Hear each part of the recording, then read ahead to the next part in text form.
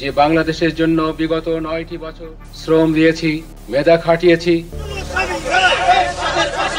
এক দফা আন্দোলন কি আওয়ামী লীগকে ক্ষমতাচ্যুত করতে হবে আর আমাদেরকে পদত্যাগ করতে হবে। আমার প্রশ্ন, জাতির কাছে প্রশ্ন, কি অপরাধ আমাদের? বাংলাদেশের ইতিহাসে দুটি নাম, শেখ হাসিনা ও হুসেন মোহাম্মদ এরশাদ। তাদের রাজত্ব নিয়ে বিতর্ক আছে, সমর্থনও আছে, কিন্তু সত্য আছে একটাই, দুইজনই ছিলেন স্বৈরতন্ত্রের মুখ। দুইজনই জনগণের আন্দোলনে ক্ষমতা হারিয়েছেন। দুইজনের বিরুদ্ধেই রয়েছে দুর্নীতির পাহাড় সম অভিযোগ এবং দুইজনই স্বৈরতান্ত্রিক শাসক হিসেবে রাষ্ট্রযন্ত্রকে ব্যবহার করেছেন নিজের রাজনৈতিক স্বার্থে। সংবিধান সংশোধন করে নিজেদের অবস্থান পাকাপোক্ত করেন। এরশাদ করেছিলেন 8ম সংশোধনী, রাষ্ট্রধর্ম ইসলাম। হাসিনা করেন 15তম সংশোধনী, নির্বাচনকালীন তত্ত্বাবধায়ক সরকার বাতিল। উদ্দেশ্য ছিল এক, ক্ষমতার চাবিকাঠি নিজের হাতে রাখা। তবে তাদের একটা বড় অমিল আছে। এরশাদ পতনের পর আত্মসমর্পণ করে জেলে গিয়েছিলেন, আর শেখ হাসিনা গোপনে দেশ ছেড়ে পালিয়েছেন।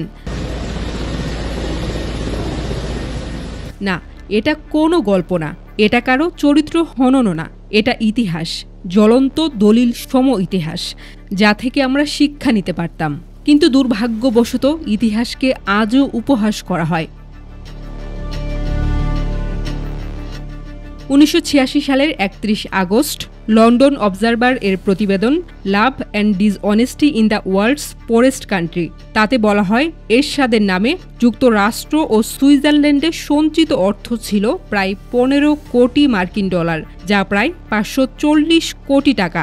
একই ধরনের রিপোর্ট আসে নিউ ইয়র্ক পোস্ট, অ্যাসাহি সিম্বান, সানডে করসপন্ডেন্টে। এরশাদের বিরুদ্ধে মামলার সংখ্যা ছিল একাধিক, মোট সাজা হয়েছিল 7 বছরের বেশি, তবে জেল খেটেছিলেন মাত্র 6 মাস, বাকি সময়ে ছিলেন জামিনে বা হাসপাতালে। অন্যদিকে শেখ হাসিনার বিষয়টি আরও গভীর এবং পরিকল্পিত। 2009 সালে তিনি যখন প্রধানমন্ত্রী হলেন, তার বিরুদ্ধে মোট 15টি মামলা চলমান ছিল, কিন্তু ক্ষমতায় এসেই তিনি সেই সব মামলা প্রত্যাহার করে নেন, প্রশাসন ও বিচার ব্যবস্থাকে নিজের নিয়ন্ত্রণে করে। এই নিয়ে সপ্তাহ ব্যবধানে শেখ হাসিনা পরিবারের হাজার কোটি টাকা জব্দ করা হয়েছে। সাম্প্রতিক সময়ে গণমাধ্যমের খবর, শেখ হাসিনার সময় 9টি বড় প্রকল্পে প্রায় 80,000 কোটি টাকার দুর্নীতির প্রমাণ মিলেছে। এই অভিযোগে তদন্তের মুখোমুখি হয়েছেন শেখ হাসিনা, তার ছেলে সজীব ওয়াজেদ জয়, ছোট বোন শেখ রেহানা এবং রেহানার মেয়ে ব্রিটিশ এমপি টিউলিপ সিদ্দিক। পাশাপাশি 300 মিলিয়ন মার্কিন ডলার বিদেশে পাচারের অভিযোগেও তদন্ত চলছে শেখ হাসিনা ও তার পরিবারের বিরুদ্ধে। 1990 সালে এরশাদকে সরিয়ে দেয় জনগণের আন্দোলন, কিন্তু সেনাবাহিনী তখন বিপক্ষে চলে গিয়েছিল।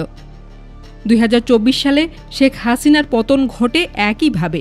সেনাবাহিনী এবার আর তাকে রক্ষা করেনি, ইতিহাস যেন নিজের কপি পেস্ট করল।